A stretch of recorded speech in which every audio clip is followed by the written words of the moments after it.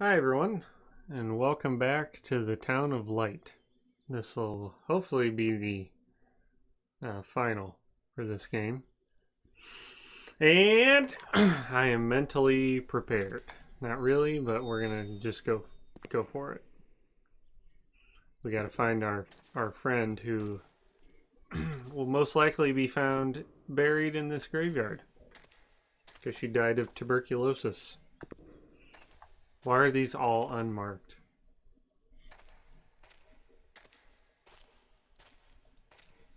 Oh. I can't be sure it's Amara's.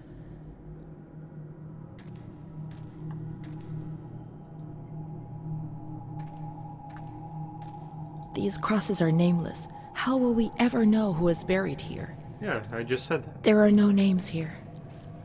Amara no longer exists. Maybe she never really existed, and I was already dead. Wow. Why go on living? That's Let's deep. put an end to it. I want to leave a letter.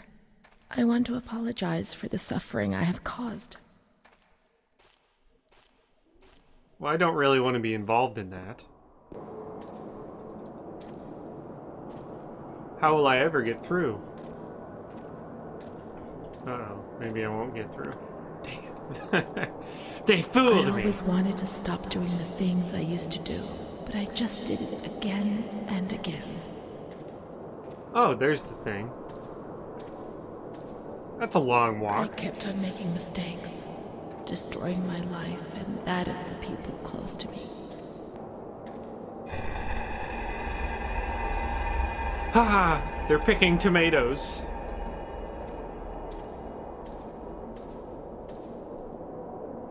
Is somebody still gardening here, by the way?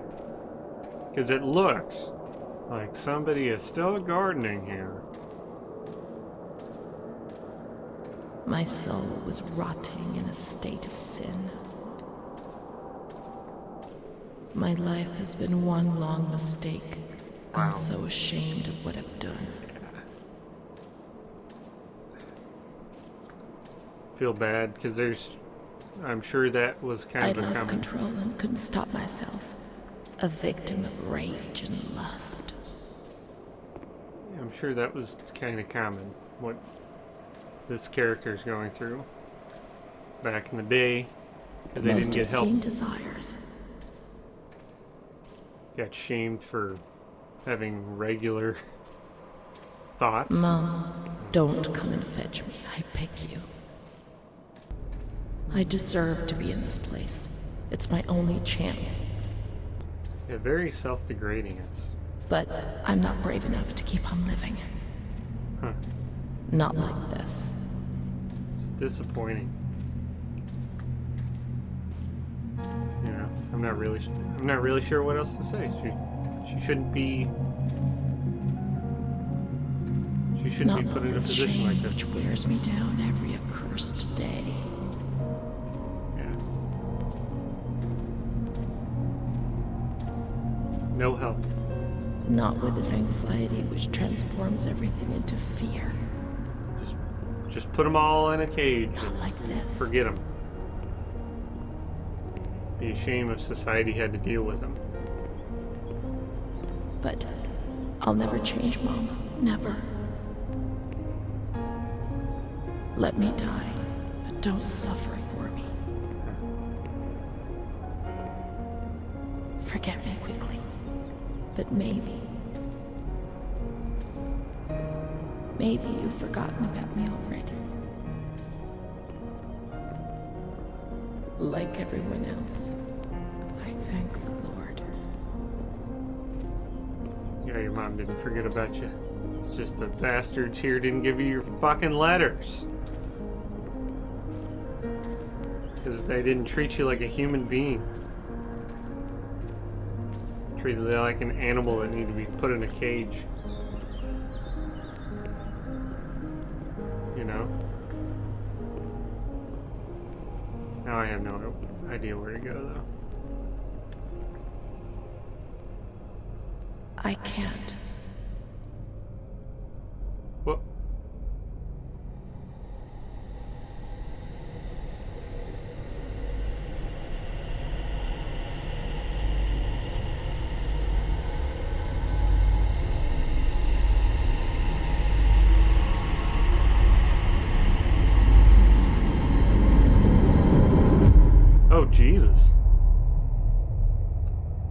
freaking brutal.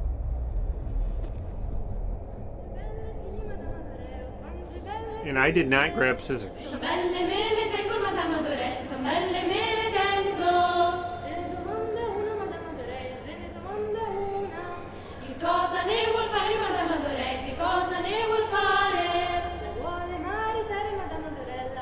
Primary school, yeah, I got that from elementary.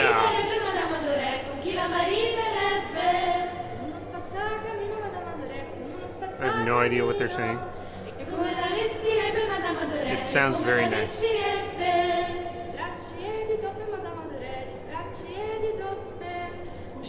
look. It's a Mussolini. I know that guy. Because this was in the 1940s. That didn't open, did it? Nope. Of course, a long, ominous hallway that's wiggling. I'm not losing my mind at all.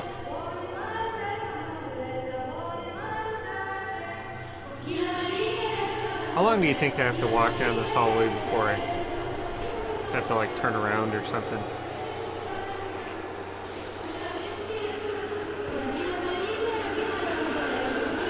Maybe not too much longer.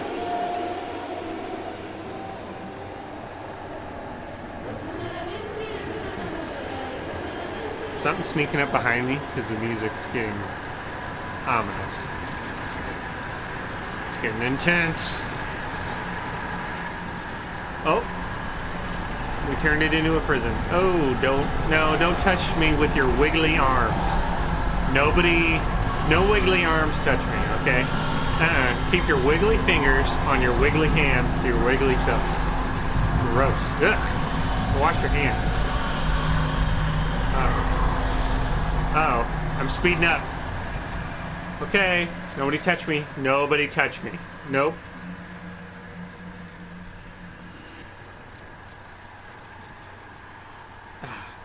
Yikes. Yikes. Yikes. That's not ominous at all. Come on. Who the fuck is screaming?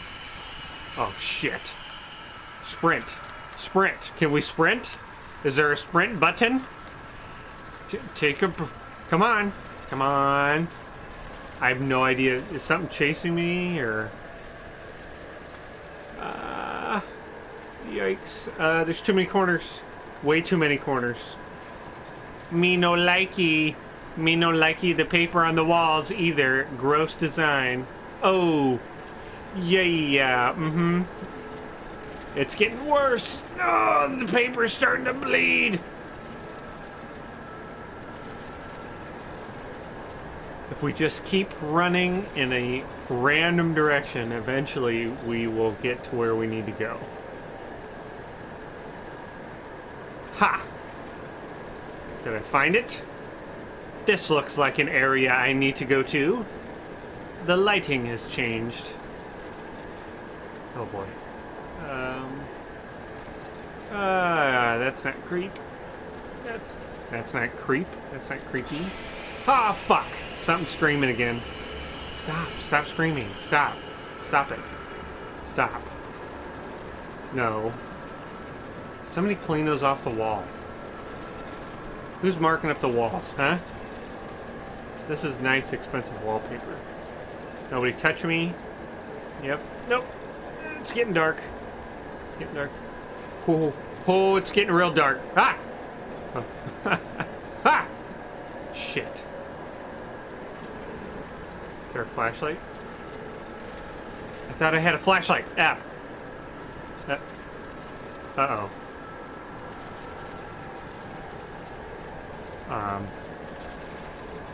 I have no idea what direction I'm going. Okay, just go in one direction. There are a lot of them. They want to hurt me. They fly. Even Charlotte can't help me. Oh.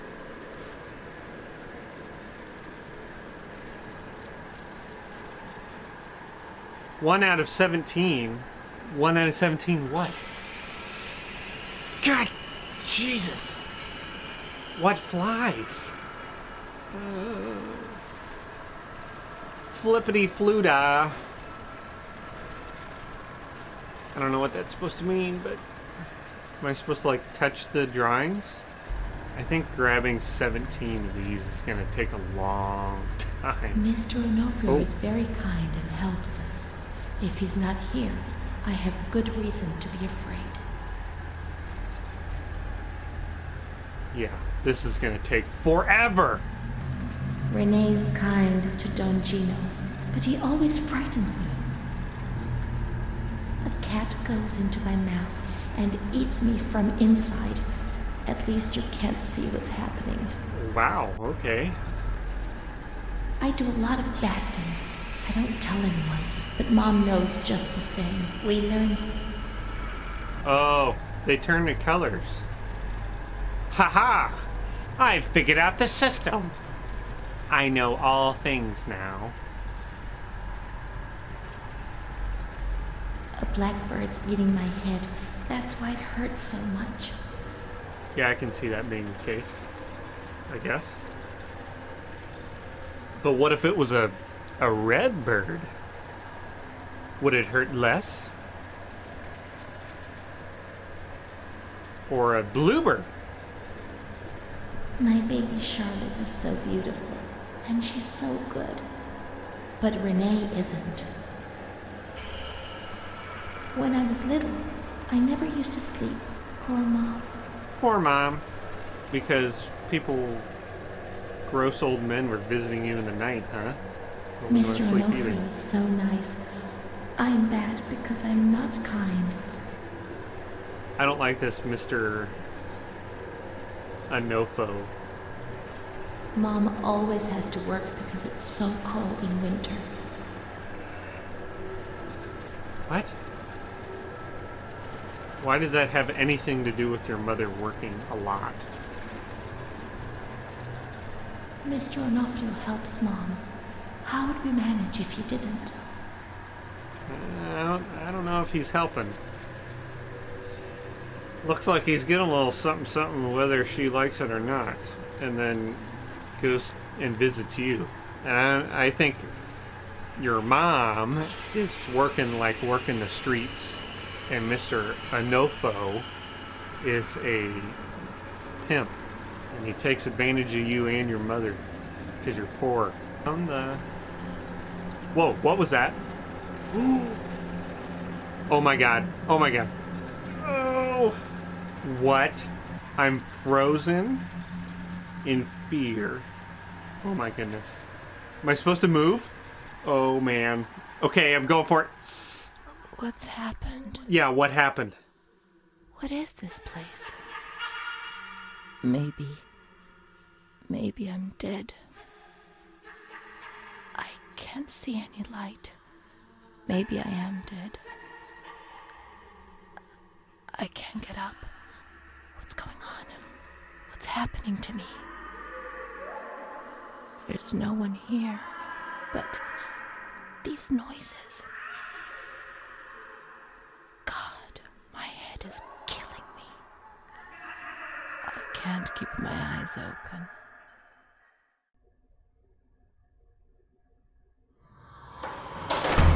Oh shit. Hey, what are you doing? Don't touch me! I'm gonna break free. I'm breaking free. Can't keep me in this prison. None. Okay, I can't break free. I've given up. You're creepy, old lady. I don't like you. Ugh. When the light goes over her head. The sunken eyes. Oh, now nobody's here. The nun disappeared. Cool. Am I the doll? Am I Charlotte? Who's going around closing doors behind me? Freaking me out?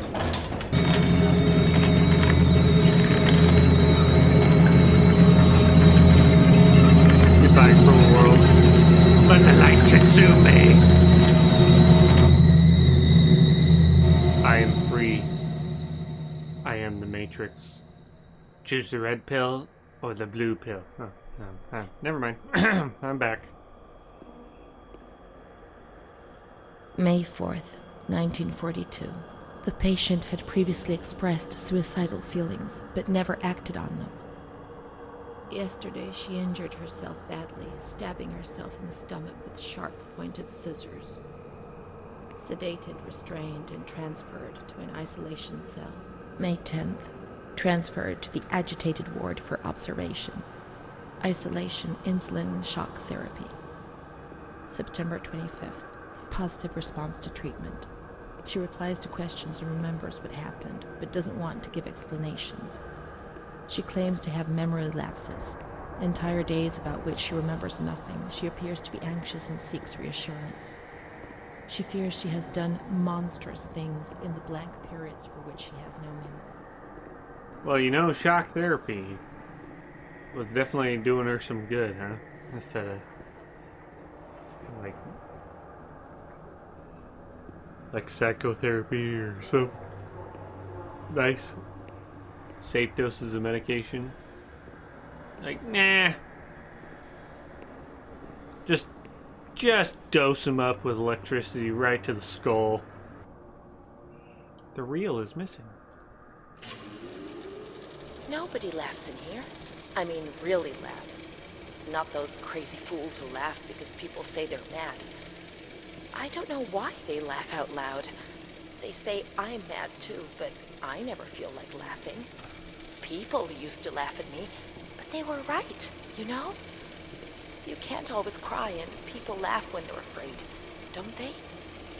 It happened to you, not to me. It's better that way. They do that to show they're lucky. You mustn't take offense because it's true. And deep down, it's just like pity, if you see what I mean. But then you think about your own situation, and you laugh because you feel lucky that everything's gonna get better, that it's all shit. It's all shit, this place. You're not trying to tell me it's not true, are you? An intelligent person, educated, not like me. And if I can see it's a load of shit, just imagine how much better you understand it. No, come on. No. I feel fine here, you know? After all, I can do and say anything I want.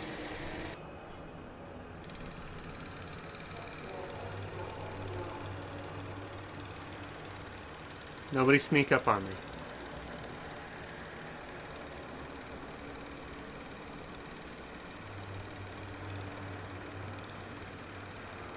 I don't like the glitchiness of the film. Creeping me out. Observe the psychiatric patient in their natural habitat. That's it? That was it? That was kind of anticlimactic, wasn't it? August 28th, 1942. We hereby notify you of the death of Ada T, mother of Renee T, a patient in your institution. No known relative. Sincerely yours, Onofrio P. And they didn't left know. In the world. Nobody at all. Solitude is very strange. It muffles everything, slows it down. It's an endless scream that makes no sound. A silent scream. I can't stop looking at myself. I will never leave this place. There is nobody up there for me. These walls have become my skin. That's kind of... And the wretched desperation within them is my soul without a voice. Yeah, it's kind of a desperate situation, isn't it? I would love to feel life, desperation, anger. I've stopped dreaming, daydreaming, maybe even thinking. I've lived in a reality which has corroded me and has stripped me of everything, even my ability to feel pain. Wow. Brutal. Brutally honest. Ah, yes, down the stairs. Very narrow staircase. Unnecessarily narrow. May 5th, 1943. Renee's state of health is good. She is eating and speaking. Her spatial and temporal orientation is good. Nice. Therapy suspended. December 3rd. She calmly asks if she can leave the hospital. Evaluate patient for 6 months. May 2nd, 1944. Discharge denied despite a favorable psychiatric opinion. Wow, that's a The dick move. patient has no home or means of support. At least give her a fighting chance. You're just going to keep her in the hospital forever? May Whoa. 4th. No, open the The door. reasons why discharge is impossible are explained, and this is how Renee learns of her mother's death 2 years after the fact. Oh, don't start with the creepy singing right next to the coffin. Oh, shit. Don't. Mom. Don't wake up. Who? Oh, don't. May 5th. She Ah. tried to kill herself in the night by hanging herself with a sheet, saved by the nurses. Sure about that? Oh, fuck. Oh, that's creepy. Restrained to her bed, Oh, she once man, more it's getting- tried to kill herself by suffocation. The decision has been taken to perform a transorbital lobotomy. Oh, come on. I thought the electroshock therapy was fucking barbaric. Can you stop with the creepy singing? Especially when you freaking hanging from a ceiling. Like, really? Creeping me out. Big time.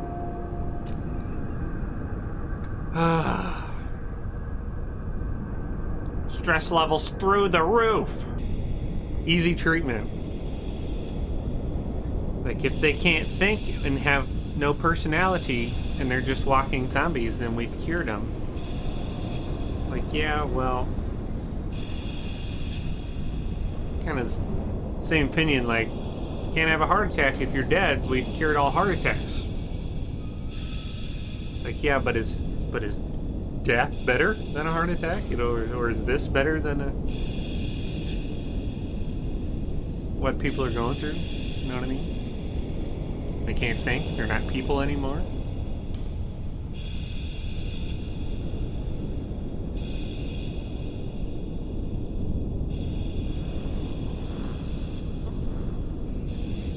I mean, I can see in extremely rare cases that this might be better than what the patient's going through, but there's got to be better treatments than this. You know, this is just... gosh.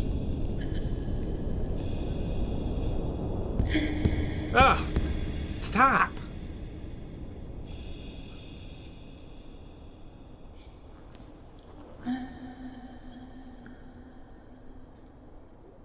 Why is she awake? Gosh, dang.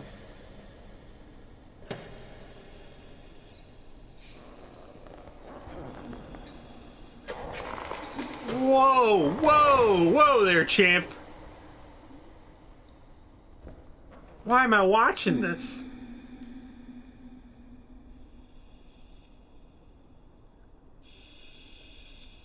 Put her out. Why did it have to be awake? 10th of June, 1944. Operation successful. Patient tranquil and collaborative. Motor coordination capacity reduced, but she's improving. Transferred to the tranquil department in the care of Dr. B. 25th of October. Continues to talk about Amara and her doll, Charlotte. The disturbances of motor capacity show slight signs of improvement. Difficulty walking, not capable of riding, and the nurses report that they have to help her dress, wash, and feed herself. Well, yeah. You destroyed her frontal lobe. In the summer of 1944, Renee was transferred back into my department. Aware of little, indifferent, hardly ever spoke. One day, she said, "When I I find the courage to look at myself in the mirror, I see a young face which is aged and looks at me full of fear. She is a woman now who has changed profoundly compared to the girl that I had under my care several years ago. Only the sadness of her gaze and her intelligence are unchanged. She's so young, just 23 years old, but is lacking all vitality. Perhaps her condition may improve, but probably not. Yeah, probably not would be correct. Her life has been thrown away. And nobody did a thing to try to avoid this. So here you live above my mind. I wish you heard. What a shame. My mind is trying to read you. 23 years old. Easy for a bird. Soon I'll meet you. I'll become the one. She'll be a zombie the rest of her days in the care of the state until they finally decide to just forget about her.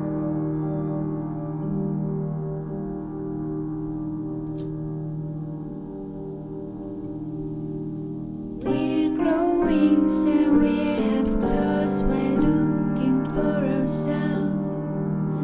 The time is This is just a fictional character, take but this happened to people all the time, all over the world. I will find you. Hundreds or thousands of people. I will find you. I will find you. What a shame on society to throw these people away their whole lives I will find you. because we didn't think they were people. I will find you. I will find you. Our home on earth.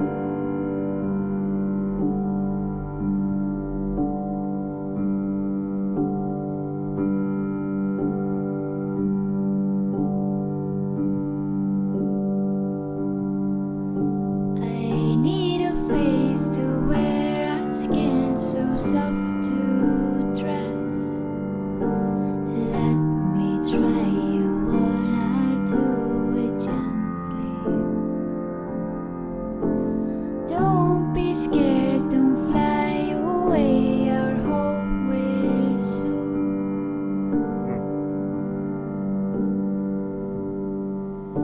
Beware our heartbeats fight this life I don't really know what else to say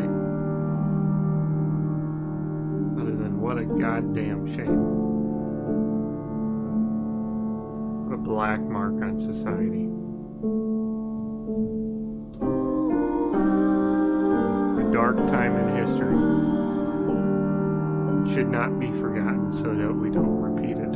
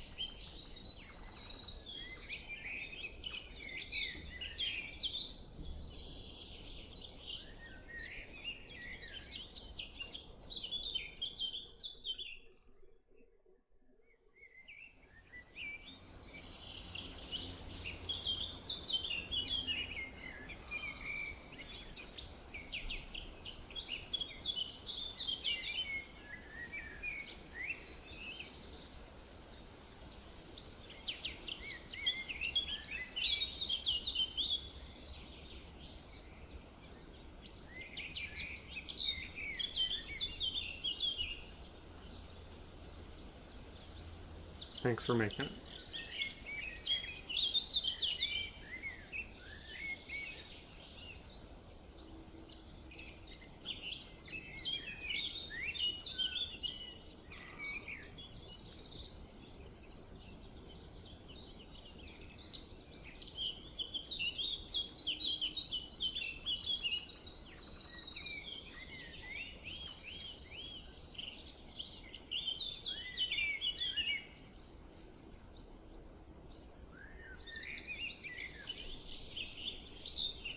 Thank you guys for experiencing this game with me.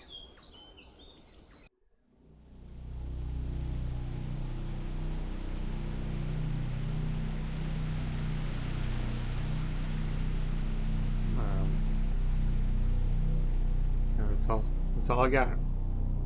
Thanks for experiencing this game with me. Thanks to the creators for making it. And I'll see you guys next time.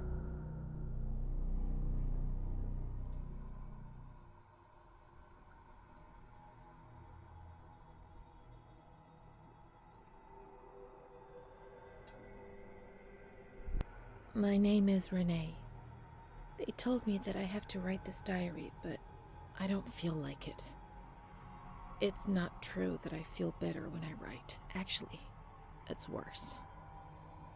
I was a shy girl, and I just wanted to be like the others. But that's not what happened. No. I did things that, when I think about them now, eventually brought me here.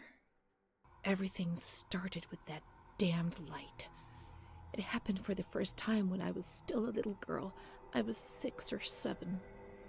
I was walking outside school when suddenly the noise started to melt into an indistinct rumble. The light increased out of all proportion and everything lost its meaning. I could no longer recognize anything. Objects, people, words, not even myself. I felt fear as a physical sensation. It prevented me from moving, from swallowing, from breathing. After God knows how long, everything went back to normal, but a new fear replaced the old one. Different, but terrible, of the light coming back. My memory of those years is hazy.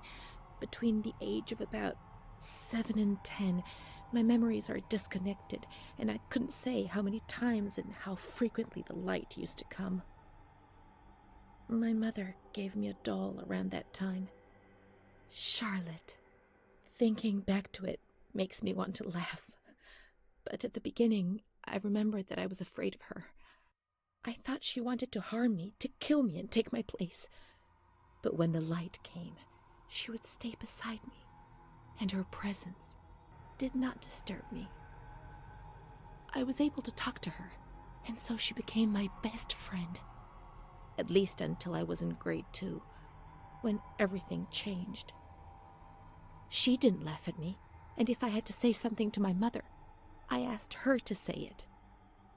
When things inside me turned bad, she was the only one I could turn to. Now all of this makes me blush, but Charlotte was a real friend to me. I knew that she was just a doll. I wasn't stupid, but at the same time, she was real too. I don't know how to explain it. It's difficult.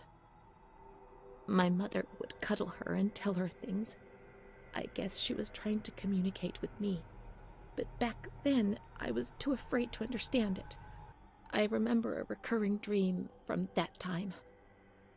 I used to have plenty of nightmares, but this particular one was so real that even today, I ask myself whether it could have possibly been just a dream.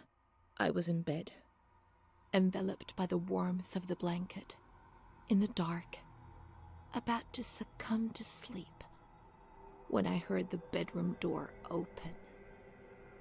I turned to face the wall and did not have the courage to turn around. I only saw a shadow cast against the wall by the light filtering in through the door. Then I heard the door close again, and I thought that it might have been my mother who, before going to bed, used to peep in to see whether I was sleeping. However, there was no time to breathe a sigh of relief, for footsteps approached the bed, and I heard the sound of breathing close by. Fear paralyzed me from head to toe. The blankets were pulled back. I remember the chill of fresh air on my spine. Someone sat on the bed, and I trembled. Then the dream finished. The light often came when I was at school, turning my fellow pupils into puppets that would terrorize me. To me, they appeared transformed, with the bloodied heads of animals stuck where their own heads should have been. I would curl up on the floor and would even wet myself. The teacher would try to console me and would smile at me, but her teeth and her eyes would terrify me even more. Things did change. I don't know why, perhaps during the 2nd or 3rd year of school. It was more or less in the same period that I became friends with Bruna. I remember the sensation of joy I experienced when I felt almost normal. The light isn't coming. The dreams have gone, and I have a real friend, one who speaks to me. I would repeat this to myself proudly while looking in the mirror, where I no longer saw an embarrassing reflection. It seemed to me that the world was a difficult place, but it was no longer impossible. Bruna. I did not understand what Bruna saw in me, especially as she was almost 2 years older than me. I would tell her this every now and then, and she would joke about it, saying, "Nothing. I don't see anything in you, which is what I like about you." And then she would hug me. But one day, she was sad and pensive and said to me, "You and I are the same. Don't be fooled. You are reserved and honest, and I'm not. But that's the only difference between us. The only one." Then she began to cry. I was struck by the perception in her words, but only today, after re-examining my past, do I understand what she meant. I no longer considered my body as something disgusting and ill. Far from it. I began to look at myself, to caress myself, and smell my own skin. I began to explore and experiment, finding physical pleasure. My ideas were not very clear, and I never spoke to anyone about these things. Bruna, however, spoke about them. She boasted about her love stories and her young men. To my eyes, she was very lucky, always being wooed by marvelous, generous, and kind boys. Thus, I fantasized about her adventures, pretending that I was the main protagonist. But how could I ever be like her? Occasionally I recall that she had black and blue marks on her body, but I was so naive that I did not understand. I did not put two and two together. It was Don Gino who explained things to me a few years later. He told me about Bruna's father and brother, but I was already very ill. The light had returned, and that thing made me suffer even more. It was my world, and it was crumbling.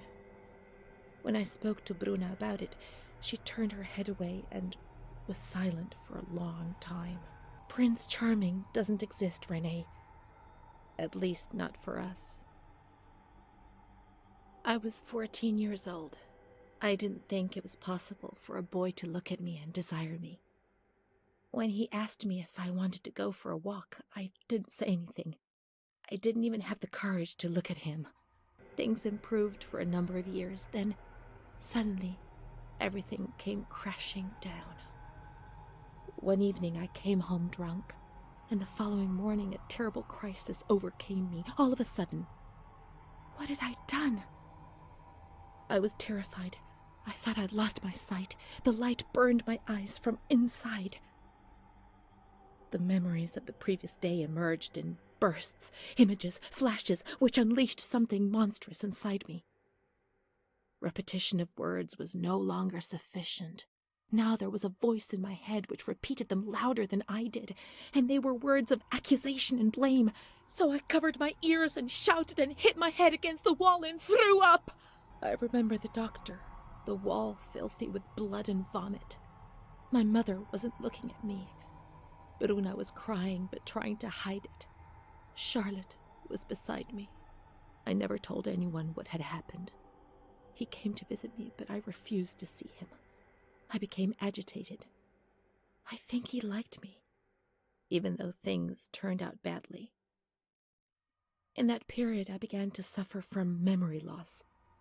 The few things I learned didn't please me at all. He told me that I was looking for him. It was all my fault. Bruna told me that sometimes I got drunk. People in the village gossiped about me. Sometimes I was covered in black and blue marks. I didn't realize what was happening to me, what I was doing. I was no longer in control of my life. From my little corner. He felt accused, hurt. I chased him away. I insulted him. He was proud, handsome. He said things about me to other people, which he shouldn't have said. Mother caught me coming home drunk. She beat me and sent me to speak to Don Gino every day. He came back and tried to speak to me. I think he liked me.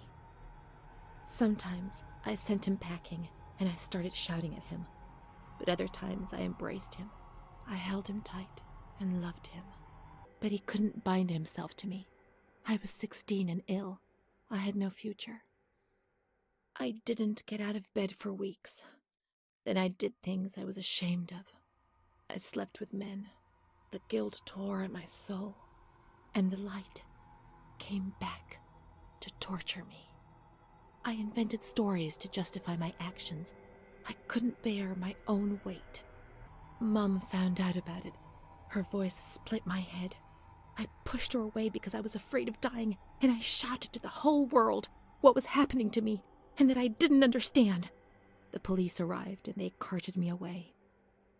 I remember the onlookers shaking their heads. They would be better off without me, cleansed of shame, with something to talk about for a while.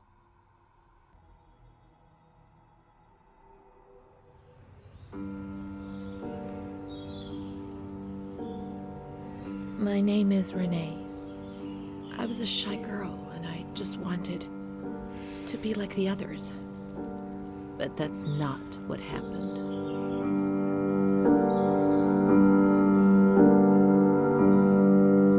So here you live above my mind. I wish you'd heard that my mind is trying to read yours and easy for a bird. Soon I'll meet you, I'll become the one you love.